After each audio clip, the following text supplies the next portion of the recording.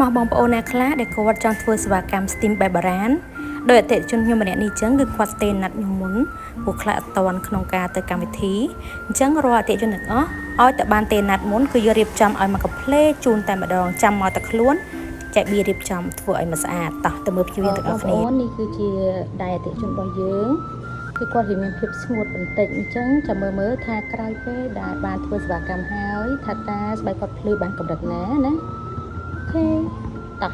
បងប្អូនមើលឃើញជាក់ស្ដែងណានេះគឺជាទូ STEAM ទំនើបបច្ចេកវិទ្យាថ្មីនៅកន្លែង JB អញ្ចឹងងាយស្រួលមែនតើសម្រាប់អតិថិជនដែលគាត់ចង់បើកភ្លេងស្ដាប់ relax ក៏បានបងប្អូនចង់ងូតទឹកនៅក្នុងហ្នឹងក៏បានហើយបងប្អូនចង់បើកភ្លើង LED នៅក្នុងហ្នឹងក៏បានសំខាន់មានទឹកសម្រាប់មេរោគនៅក្នុងហ្នឹងទៀតគឺវាមានសុវត្ថិភាពសម្រាប់អតិថិជនទាំងអស់គ្នា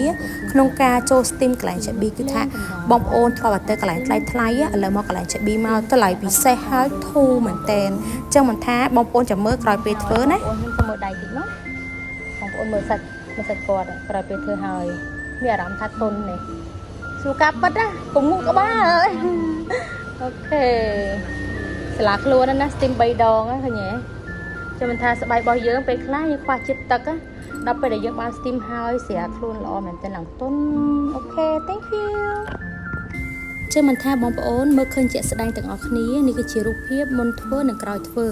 អញ្ចឹងមុនពេលដែលអតិថិជនគាត់ធ្វើការ STEAM បែបបុរាណនេះខ្ញុំសូមថតគាត់ទុកជាអាស៊ីវមើលដើម្បីតាមដានស្បែកមុនធ្វើនិងក្រោយធ្វើហើយបងប្អូនឃើញជាក់ស្ដែងស្បែកគាត់គឺមានសភាពស្ងួតក្រោយពេលដែលគាត់បាន STEAM ហើយស្បែកគាត់មានសភាពថ្លាភ្លឺតែម្ដងណាបងប្អូនមិនមែនយើងចេះលេងសិលទេតែវាជាក់ស្ដែងពិតតែម្ដងហើយអារម្មណ៍ពិតអតិថិជនរបស់យើងក៏គាត់សប្បាយចិត្តដែរពេលដែលបានទទួលលទ្ធផលឃើញជាក់ស្ដែងក្នុងភ្នែកភ្លាមអញ្ចឹងណាអញ្ចឹងសម្រាប់បងប្អូនដែលគាត់ត្រូវការ STEAM បែបបុរាណកុំភ្លេចណា B Salon